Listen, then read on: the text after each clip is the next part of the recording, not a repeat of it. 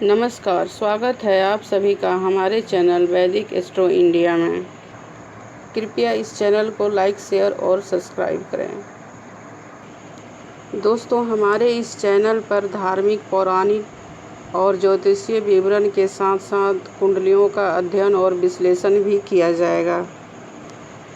कुंडली अध्ययन और विश्लेषण में हम महापुरुषों की कुंडली के साथ साथ मेरी, आपकी सभी तरह की कुंडली की विश्लेषण की कोशिश होगी। महर्षि पराशर को वैदिक ज्योतिष का पितामह कहा जाता है। महर्षि पराशर के ज्योतिषीय सूत्र भविष्य कथन में बहुत ही सहायक होते हैं। हम कुंडली की सटीक फलादेश के लिए वैदिक ज्योतिष के पितामह पराशर मुनि की अनमोल ज्योतिषीय सूत्र पर चर्चा करेंगे, जिससे किसी भी कुंडली का विश्लेषण और अध्ययन आसान हो जाता है। दोस्तों, पराशर मुनि के ज्योतिषीय सूत्र के अनुसार कुंडली के 12 भाव होते हैं। सूर्य और चंद्र को अष्टमेष्ठ होने का दोष नहीं लगता। शुक्र, चंद्र, सूर्य, बुध जिस स्थान पर बैठे हों उससे 7वें भाव को देखते हैं। शनि जहाँ बैठे होते हैं वहाँ से 3, 7, 10वें स्थान को देखते हैं।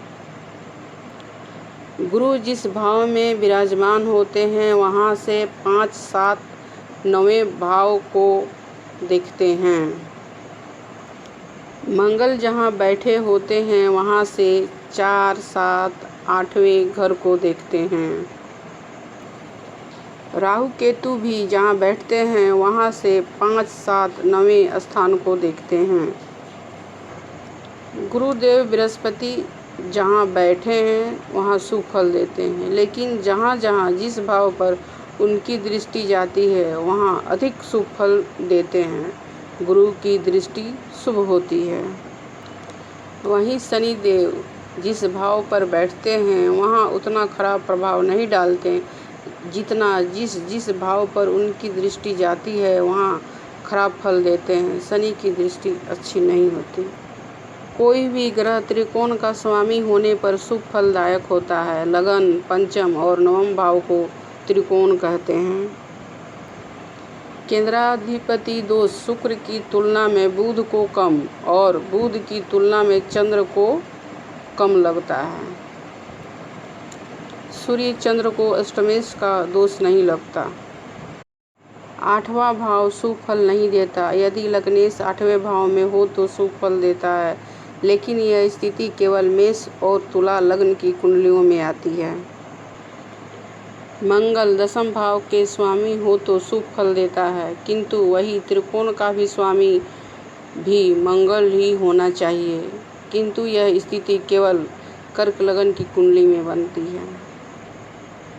बुध, शुक्र, गुरु, शुक्ल पक्ष का चंद्र केंद्र का स्वामी हो तो ज़्यादा शुभ फल नहीं देते, लेकिन सूर्य, शनि, मंगल, राहु, केतु और कृष्ण पक्ष का चंद्र केंद्र में हो तो ज़्यादा शुभ फल देते हैं। शुक्ल पक्ष के चंद्रमा और पूर्ण चंद्रमा को ही शुभ ग्रह माना जाता है। कृष्ण पक्ष के चंद्र को पाप ग्रह माना जाता है। खासकर कृष्ण पक्ष के एकादशी तिथि के बाद के चंद्र को क्रूर ग्रह माना जाता है। बुध अकेला बैठा हो किसी भाव में तभी अपना शुभ फल देने में सफल होता है। बुध जिस ग्रह के साथ बैठता है, जिस ग्रह से युक्ति करता है, वैसा ही स्वरूप बना लेता है और वैसा ही फलित भी करने लगता है। क्रूर ग्रह यदि क्रूर भावों में बैठे हो तो शुभ फल देते हैं। क्रूर ग्रहों का शुभ भाव में बैठना अच्छा नहीं होता।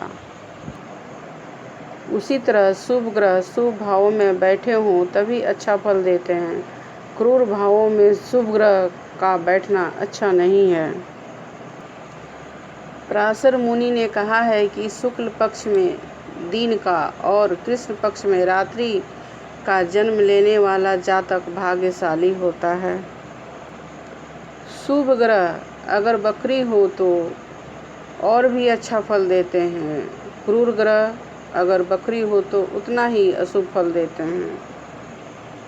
कुंडली में जितने ग्रह उच्च राशि के, मूल त्रिकोण राशि के, स्वराशि के या मित्र राशि के हों उतना ही अच्छा और श्रेष्ठ फल देते हैं। लेकिन कुंडली में जितने ग्रह नीच राशि के, शत्रु क्षेत्रीय राशि के, अस्त या मृत होते हैं उतना ही खराब फल देते हैं। शुभ ग्रह केंद्र और त्रिकोण में होने पर श्रेष्ठ फल देते हैं। क्रूर ग्रह 3, 6, 10 और 11वें भाव में शुभ फल देते हैं। 11वें भाव को वरदान मिला हुआ है कि एकादश भाव में कोई भी ग्रह बैठ जाए वहाँ धन, पद, सम्मान की दृष्टि से शुभ फल ही देगा। यदि केंद्र और त्रिकोण का स्वामी एक हो, जैसे सिंह लगन में मंगल केंद्र और त्रिकोण दोनों का स्वामी हो जाता है, अत्यंत शुभ फल देता है, अत्यंत योगकारक हो जाता है। जब ग्रह दो केंद्रों का स्वामी हो तो केंद्राधिपति दोष से दूषित होता है, लेकिन लग्नेश और केंद्रेश बन जाए वह ग्रह तो उसको केंद्राधिपति का दोष नहीं लगता। मृत या अस्त ग्रह शुभ या अशुभ हो उनका फल निम्न हो जाता है। सभी ग्रह अपनी दशा तथा अंतर्दशा में अपने भाव के अनुरूप शुभ तथा अशुभ फल देते हैं। सभी ग्रह अपनी ही महादशा में, अपनी ही अंतर्दशा में शुभ फल प्राप्त नहीं करते। मारक ग्रह की महादशा में उनके साथ संबंध करने वाले शुभ ग्रह की अंतर्दशा में दशा का स्वामी मारक कभी नहीं बनते। दशम स्थान का स्वामी लग्न में और लग्न का स्वामी दशम स्थान में हो तो ऐसे योग को राजयोग समझना चाहिए। और नवम स्थान का स्वामी दशम में और दशम स्थान का स्वामी नवम में हो तो यह भी एक प्रकार का राजयोग होता है।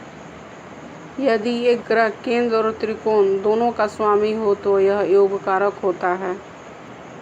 राहु और केतु केंद्र या त्रिकोण में बैठे हों, उनका किसी केंद्र या त्रिकोणाधिपति से संबंध हो तो यह योगकारक होता है। राहु केतु जिस राशि के साथ होंगे उसका फल देने लगते हैं। जो ग्रह बाल अवस्था और वृद्ध अवस्था के हों उनका फल कम होता है। युवावस्था और किशोर अवस्था के ग्रह पूर्ण फल देते हैं। जब कोई ग्रह किसी ग्रह से युक्ति करता है तो उसके प्रभाव को अपने प्रभाव में मिश्रित कर देता है, या ये कहिए कि एक दूसरे के प्रभाव को ग्रहण कर लेते हैं। इसी तरह जब शुभ या अशुभ ग्रह अपनी दृष्टि जहाँ जहाँ देते हैं पूर्ण फल नहीं दे पाते। किसी भी कुंडली के फलादेश करने में पराशर मुनि के सूत्रों को ध्यान में रखकर ही कुंडली का अध्ययन करना चाहिए, जिससे सटीक फलादेश प्राप्त हो सके। दोस्तों, कल हम चर्चा करेंगे कुंडली चार्ट के 12वें भाव को लेकर के। अगर यह वीडियो आपको पसंद आया हो तो लाइक और शेयर करें और मेरे चैनल को सब्सक्राइब करें। धन्यवाद।